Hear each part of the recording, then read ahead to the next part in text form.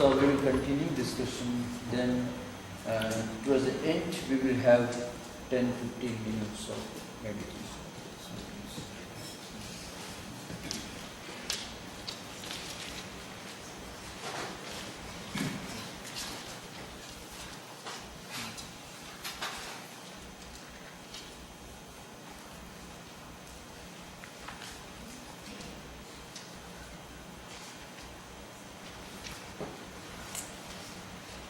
In the 28th verse, you have a description of Bhakya Śraddhā Vidha Samadhi.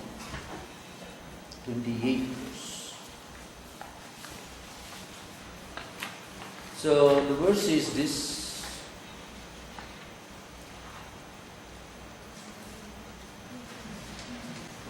Akhandaigarasam vastu satchidananda lakshanam idi avichinna chindeyam samadhi madhyamo bhavet.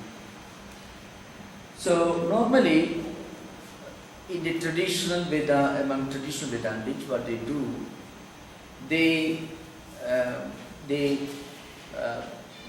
make use of the first Mahavakya, TATTWVAMASI, and then literally, Tat stands for that Brahman, the Paramatman, the all-pervading reality. Tvam means you, but it's an instruction given by Uddalava to Śraddhā. So what Śraddhā understood by Tvam, his father uttered you. What he understood was this body-mind complex in which the Atman is manifested. It is not Atman alone, but Atman embodied within this body-mind complex. That's how he understood. So he did not understand the full meaning. So he requested his father to repeat this again and again. So, and 8 times he repeats. Finally, at each stage, he was asked to meditate. And when he meditated on who am I, this I, which my father pointed out. It is that all-pervading reality. How can it be? The all-pervading reality, Tat,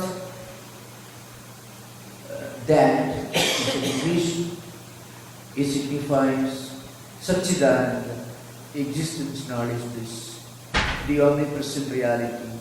It is also immanent in all of us, is indwelled in all of us. So what is outside the macrocosm is within microcosm, the same idea. So as he meditated more and more, he realized this body-mind complex. As you analyze further and deeper, beginning with the external objects that the senses perceive, then the senses, the mind behind the senses, then intellect behind the senses. That means Indriyartha, Indriyas, Mana and Buddhi.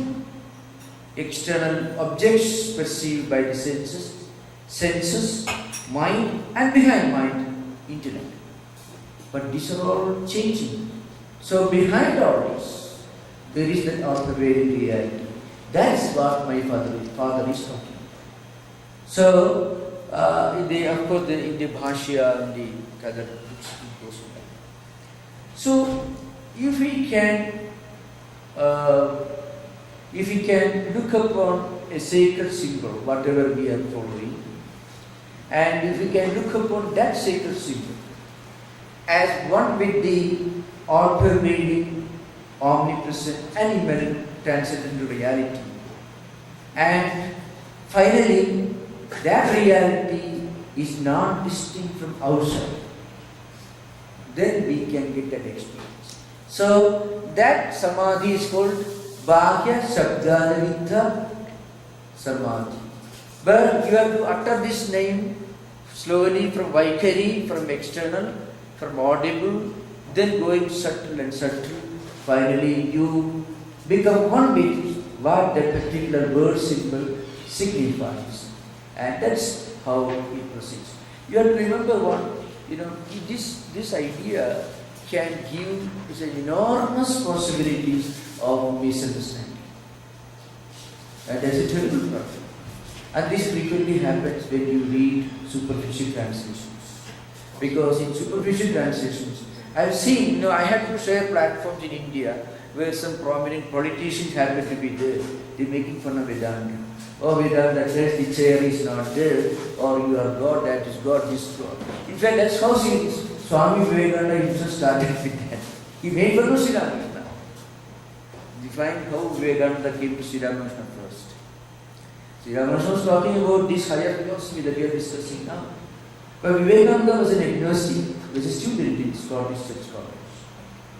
So he was directed by a professor of English literature who was teaching Wordsworth's excursion poem where he was explaining trance to the trance.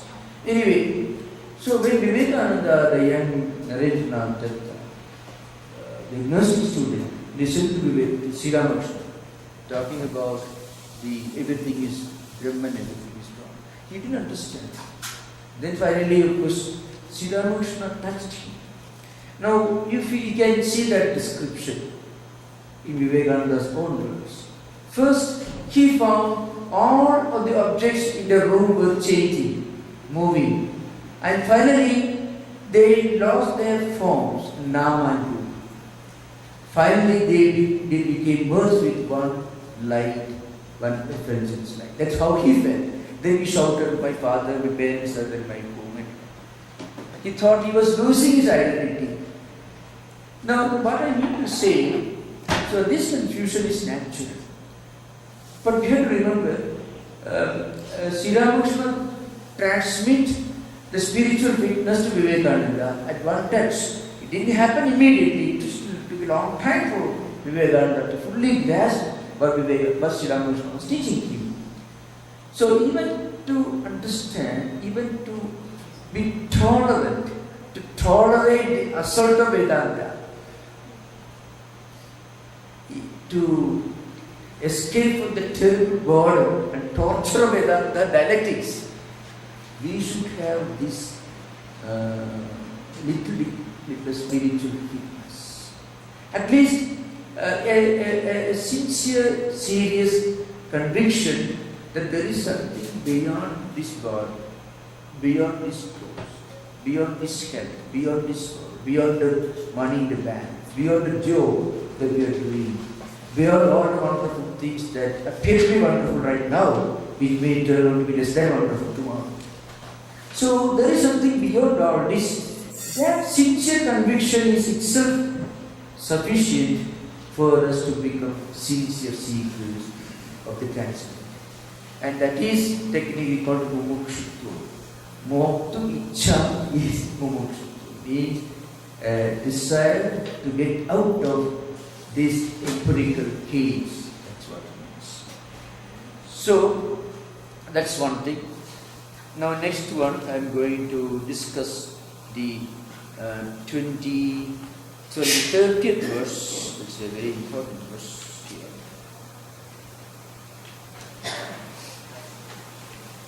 And this is a very famous verse.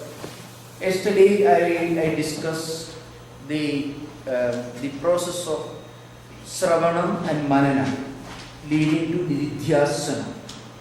So when we listen to a great spiritual idea with a sense of sacredness and sanctity, then it goes deeper into our system.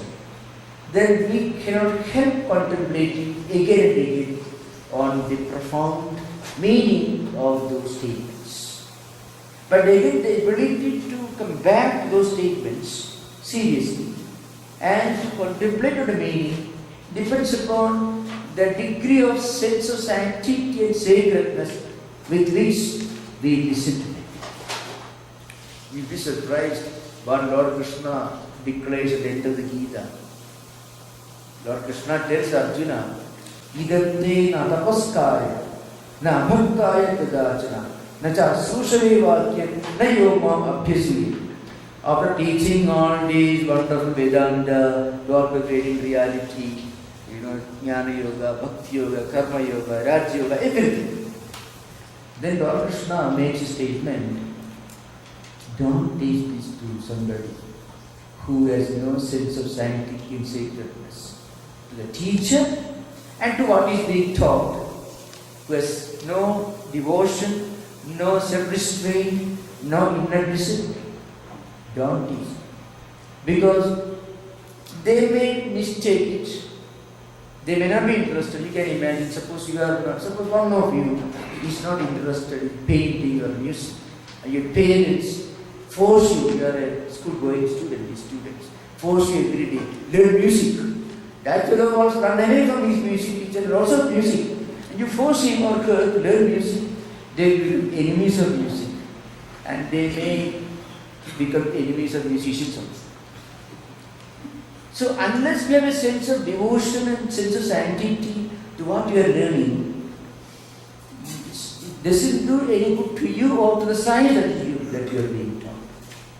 So that's an important point. So when do we learn this sense of sanctity and sacredness, which actually is being lost in our social structure, is in a way responsible for most of the problems that we are facing in the country and coming from children deserting the parents not caring for children once they're 16, 17. Anyway, that's a different subject. So a sense of sanctity, that's very important to understand the true meaning. And it is this sense of sanctity that automatically prompts us to go back to what we hear, Sravana and Manana. Nididhyasana is the next stage. Dekabhimani Galide Vijnade Paramatmani Yatra Yatra Manoyadi Tatra Tatra Samadhi. This can be interpreted as a definition of constant contemplation. Constant contemplation, which reveals the supreme truth, an unbroken flow of devotion and commitment. That's one interpretation. Another interpretation, this is the natural state of a Jivanmukta. So what is to be practiced with a great sense of sanctity and sacredness and commitment, and as a sadhana, as a practice, should become a natural characteristic of a person who has reached that stage. So this is an important point which Shankaracharya strongly emphasizes in the Gita Bhashya in the Siddha Lakshana from 55th to 72nd verse of the second chapter. The Gita, Lord Krishna, gives a list of the characteristics of a spiritually enlightened person, a Jivanmukta. This is the Siddha Prajna. The person whose Prajna is Sthita Prajna Yasyasa. The one whose mind, intellect is steady. Steady means it is led to Atman. It becomes one with Atman, which is steadiness itself. So, what is to be practiced as a great spiritual practice and spiritual discipline becomes the natural characteristic of a person who has reached the peak of that experience. So, Dekabhimani Gilidevi, that is, when we transcend Dekabhimana, when we go beyond the wrong notion that I am this body, and when we realize that I am Atman, then wherever the mind goes, everything is seen and experienced to be non-distinct and non-different from Brahman itself. For such a person, the sky, the mountains, the valleys, all remind them not mountains and valleys and skies, but of the infinite reality, Asti Bhadi Priyam, Satchidananda behind it. That's the example I gave, remember, in the Dakshineshwar temple. There are very interesting scenes.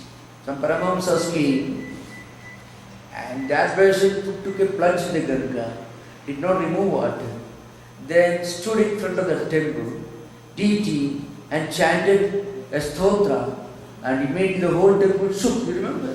Because he had such identification with the deity. He was a Paramahamsa, seeing God everywhere, Divine Mother everywhere. But when he stood in front of the temple, he had some identity with the Mother. That's why Shankaracharya himself says that the first statement in the Vedantic literature, that highest devotion and the highest jnana are the same at the experience level. Those who are interested, there is a verse in the Gita that is Maicha Ananya Yogena Bhakti Abhibhijarini Vivikta Desha Sevittum Anabhijana Samsati. So, Maicha Ananya Yogena Bhakti Abhibhijarini. Most probably it is in the 13th chapter, 10th verse, something, or 10th chapter, 13th verse. You can just see that. That begins Maicha Ananya Yogena Bhakti Abhibhijarini Vivikta Desha Sevittum Anabhijana Samsati. What is Abhibhijarani Bhakti? What is the highest devotion?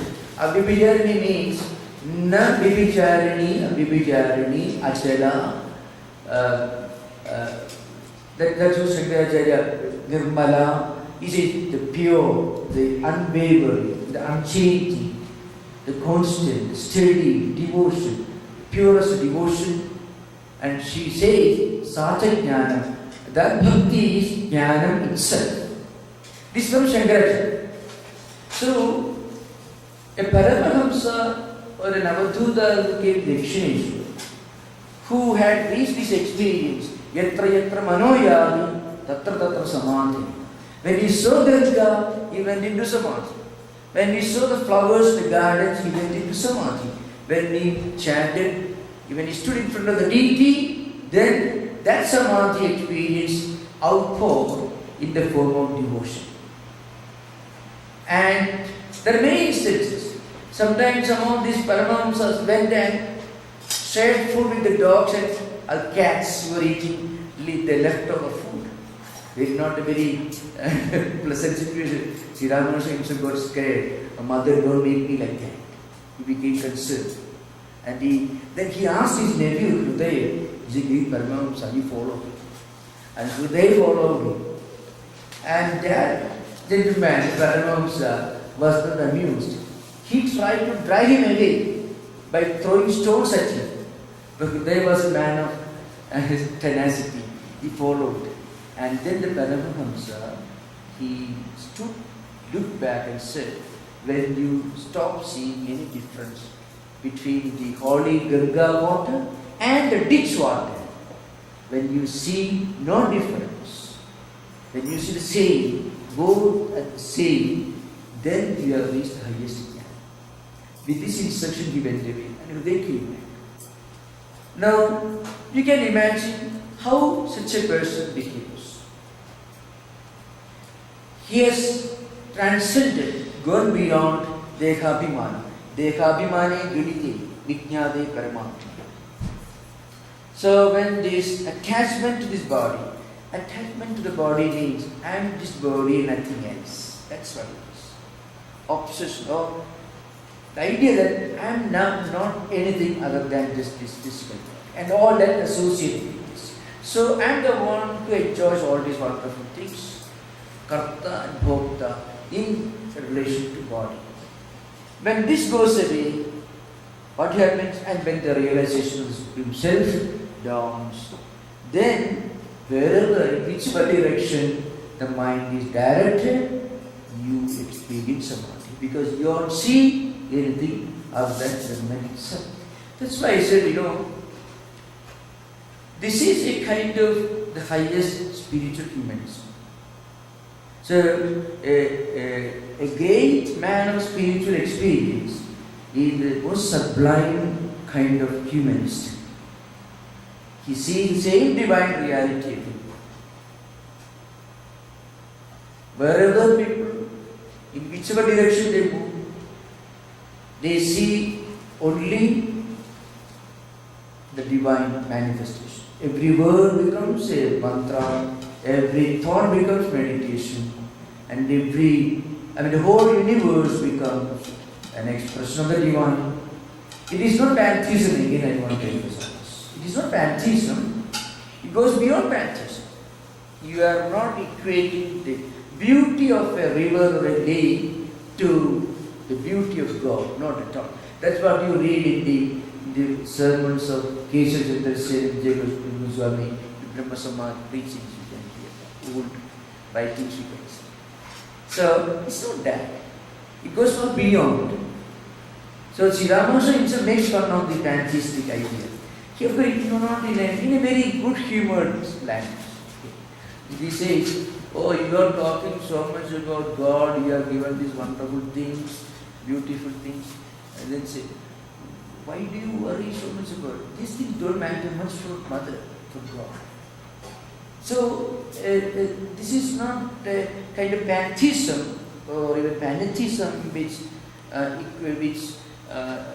emphasizes the presence of the divine spirit within the immanent, like in Shinto religion or the Native American, old Native American religions of the Shinto. It's called the pantheism, it's going beyond pantheism. This is nothing but seeing the whole creation as an expression of the divine and seeing oneself as non-distinct and non-different from that. This is a kind of spiritual universalism that you find here. Now, next important subject, of course, before going to that. Before that, I want to, perhaps I can take up this subject of meditation, as you mentioned here. That is what we are going to do now. After that, I will take up some of the verses. So what we can perhaps imagine is this. 27th verse we find, Kudiva Bhagyadeshi api yasmin tasmin savastuni Samadhi radhya sanmatra nama rupa pithak. So, here what the spiritual seeker does is,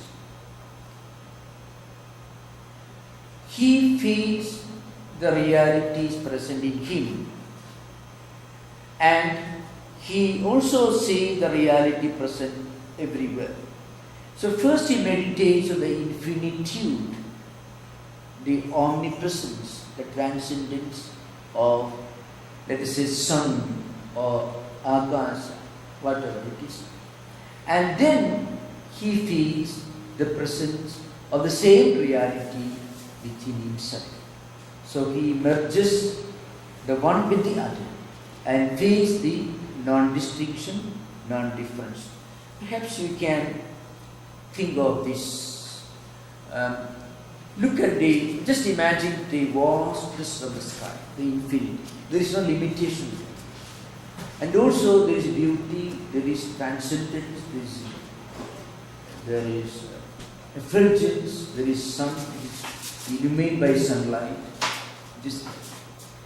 The same sun, the illuminating and the sky, illuminating the sky, is present in us. Now, if we can equate one with the other and imagine the same effulgence that reveals everything, the truth itself, Satchidananda itself, is present in us. And that's our true nature. Everything else is secondary. Everything else is an embellishment.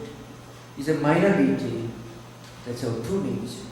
If you can think of that, one very simple advantage is, every time when we live in the world, when we confront an unpleasant situation, you will feel, it's okay, it's changing, but I have got another dimension.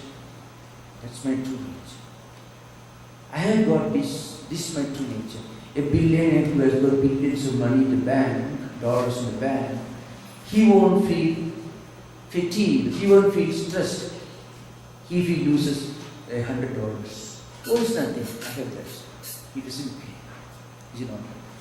Like that, when we can identify ourselves with this all-pervading transcendental reality, which is everlasting, that's our true nature, that's what we actually are, then we will be able to look at everything else as secondary.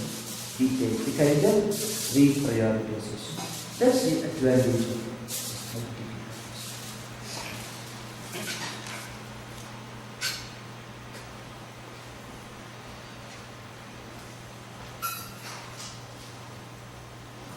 We can begin with pranava, and this pranava itself is a symbol of the infinite reality. Pranava. Pranava is Omkara. It's itself, this infinite reality cannot be explained, but its most visible word symbol is pranava. That we can.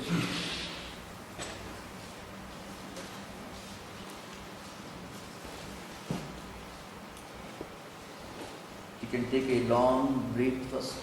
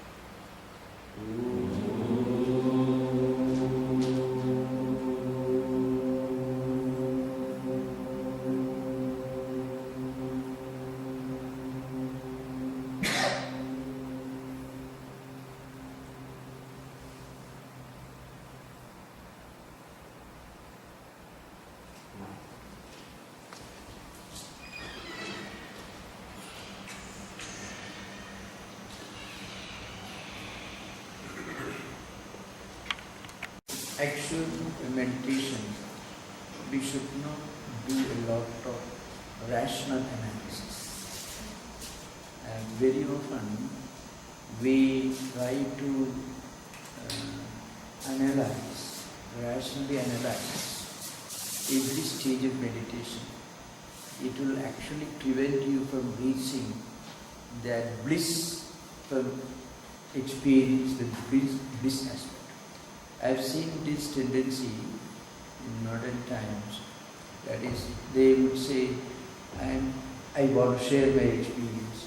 I felt like this. What does it mean? It is true that we must try to understand. So, when we discuss philosophy, when we discuss the details of the philosophy, the analysis of the subject, it's okay. But if you try to analyze too much into what we experience in meditation silence, that tendency to analyze will block, will prevent you from that experience. So that's why we should not mentally try to chase every stage of what we feel within. For one thing, it is beyond explanation. Another thing, that rational thinking itself will prevent you from experiencing the joy that you normally, that restfulness, the feeling of restfulness. So when we link mentally through meditation or through introspection, or even by thinking for some time in solitude, sitting on the river bank, when we do that, we are actually unconsciously or consciously linking ourselves to this transcendental dimension of ourselves. But if you bring in an analysis, then you are blocking that experience. That is a very important point to remember. So, if we can really feel oneness with that infinite, then that attempt itself will bring you kind of inner restfulness. Joy or restfulness, whatever it is, then we should not analyze it. That's why in spiritual sadhanas, you should not analyze your experience, but you should analyze your methods, practices, ask questions. But the experience itself should not be subjected to too much of analysis. That's where Śraddhā says, sometimes when young or Mahendra Sarkar, Dr. Sarkar, when he puts too many questions, Śraddhā says, I feel headache, too much. He dismisses that. Of course, the idea is one important sign of any attempt to meditate is at least an experience of this complete restfulness. Restfulness is not a very satisfactory term to call it. That's how we experience it. I mean, that joy or that bliss manifests at our level in the form of being completely rested. Peaceful. Because when you experience duality, mind gets fragmented. When we experience oneness in that, then the fragmentation goes in. So I think, and in the same context, a little bit, this confusion around Vedanta, it is a direct method versus indirect methods of yogic meditation and the process. Yeah. So does Vedanta, true Vedanta, Advaitic Vedanta, is the inclusive of yogic meditation process or only vichara? I will explain. Thank you. Yoga is defined, yoga chitta vritti nirodha. So this nirodha state is reached when you reach the highest liberated samadhi in Vedanta. So there are different methods. You have to fight with your antarayas, obstacles, vyadis, thanya, like that. When you do the details, and then you have to focus on one thing and concentrate on that, and then you should concentrate on what that consists of, taking away the external form, what it essentially implies, and that will take you from Ekadra state to Niruddha state. And first, if all other vrittis get submerged into one great vritti, Mahavakya, and finally you transcend that vritti, that will take you to Niruddha state. That is, really speaking, the highest state in yoga. That state will help you to reach the highest fitness for experiencing Jiva Brahma Aikyam that unity between Jivatma and Paramatma as explained in Vedanta. Shankaracharya accepts yoga as a great help, as a great tool to reach the highest degree of Chitta Shuddhi. Now, Chitta Shuddhi or Sattva Shuddhi, as used in Vedantic literature, is nothing but the yoga Chitta Shuddhi. But you transcend all vrittis, and finally your mind becomes completely emptied of all vrittis. Yesterday I explained the Śraddhā Aparokṣavāda in the context of Śraddhā. Now, how could Śraddhā immediately feel the experience when the Mahavakya, TATTWVAMASI, you are that Brahman, was given to Śraddhā by Totapuri? The reason is his mind was completely emptied of all these multiplicities. So, why? Because he was practicing, he was meditating right from the childhood. And he was mad with God, mad with Divine Mother. And Divine Mother for him was the highest and only ideal. So his whole mind, all the vrittis have taken this vritti in the form of Divine Mother. And then finally, that Divine Mother, the Nama, Rupa aspect of Divine Mother, he transcended when Totapuri asked him to meditate on the rumor. They took a piece of glass piece and struck here and asked him to meditate on the rumor, which immediately helped him to transcend the Nama, Rupa aspect of the Saguna Brahman, that is Divine Mother. And when the Nama, Rupa was gone, only Asti Bhadi Priyam was left out. We cannot say Asti Bhadi Priyam was there. That is only what we try to explain in the philosophical level. That's an important point to remember. Brahman is not the name of God or Brahman, Advaita. Brahman is not name of Brahman.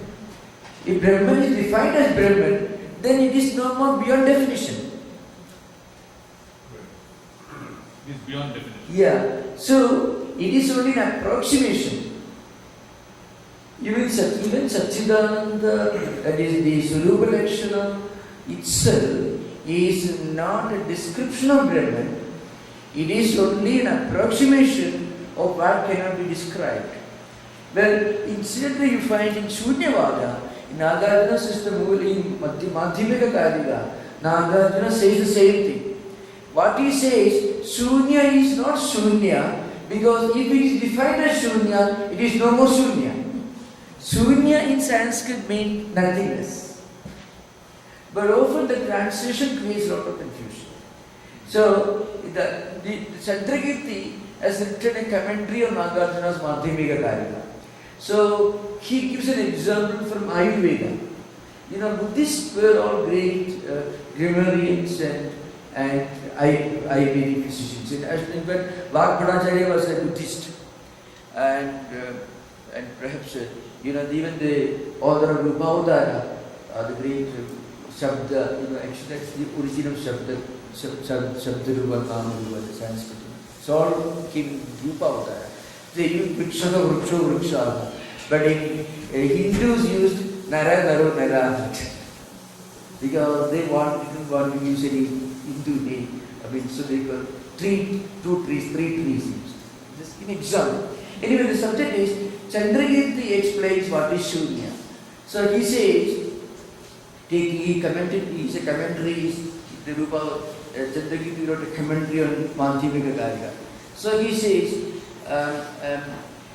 even Shunya is not Shunya. Because Nagarjuna's book he uses all the adjectives that Shankaracharya uses to explain Brahman, saying that it doesn't constitute a description, it's only an approximation. Like Ekam, Ekameva, Advaitam, Paramarthika Sattha. In fact, Nagarjuna uses Paramarthika Satyam and Samvriddhi Satyam. Instead of Vyavaharika, Nagarjuna uses Samvrti Satyam. Paramarthika Satyam is the Nagarjuna's equivalent of Paramarthika Satta. Then he says, Shunyam is not Shunyam. Then he gives an example, Chandrakirti in his commentary. Suppose you take a root for your stomach pain and then you clean up your stomach. The root also should come out. Otherwise it creates problems. So he says, like that, Shunyam is not Shunyam. Shunyam itself is a contradiction of the non-definability or indescribability of Shunyam. So he says, Shunyam is not Shunyam. That is true Vedantics also. Brahman is not a name of the absolute reality. Brahman is a word that you use because Brahm Dhatu is just an infinite dimension. That's why. So that's why the word is used. So it is indescribable, it is non-definable. So the word itself doesn't amount to a definition. It is only an attempt to define what is actually beyond definition. So when we say... Okay, no more question. One more question. You want to ask that question? Yeah, that's better. Instead of Anybody else? Yeah. Yeah, give him chance. Okay. So, from my understanding of verse 20, Yeah. you were saying that God is everywhere, so it's like the essence of Brahman is everywhere. Yeah. So going to verse 28, you say that we have to realize, realize the higher spiritual ideal, that you have to look at everything in a divine way. Yeah. So if God is everywhere, but only the essence of Brahman is there, then how do we realize the divine idealism? God is everywhere, essence of Brahman is everywhere. Brahman is a word that is used in Vedanta to explain what is beyond explanation. So God and Brahman, two things don't exist in Vedanta. You know, there's a gradual evolution at different stages. You use different terms to call or think of the absolute reality. At the beginning, you have to think of a temple or a place of worship, a divine person being presented, and you go there on fixed days, you pray, you read chants and things. That's how you begin your spiritual life. But as a result of gradual spiritual evolution through the path of experience, you reach a point, even without having to go to the temple, so going to the temple, you can feel the presence of God everywhere. Then that omnipresent dimension of God, at that level is called Brahman. And remember, one thing is, it is not an idea or a concept. It becomes clear to us as we evolve, when we evolve in spiritual life. When we evolve to a higher and higher level of spiritual growth, then our understanding of the absolute reality, or rather God as you used, will be higher and higher. At the highest level, you don't deny the presence of God in the temple, but you accept the presence of God everywhere, not only inside the temple, outside the temple also. That's an important point, remember. That is a state of experience where you feel that there is nothing in the world which is not pervaded by the divine reality of God. At that level, God is not G-O-D God, because when you use the word G-O-D God, and then in popular Hindu philosophy, or in Ramanuja Mantra and other systems of Indian philosophies or in Abrahamic religions, there God means He has certain functions and He has certain attributes. In Abrahamic religion, He has functions, He has attributes, but He has no form. He has name of course. But in the non-Advaitic systems, He has got functions, He has got forms, and He has got names, He has likes and dislikes. But as you evolve in your spiritual life through prayer and meditation, then you reach a point when God is there in the temple, For God is there outside the temple also. There is nowhere the God is not present. At that level, it's called Brahman. It's a matter of our own speech.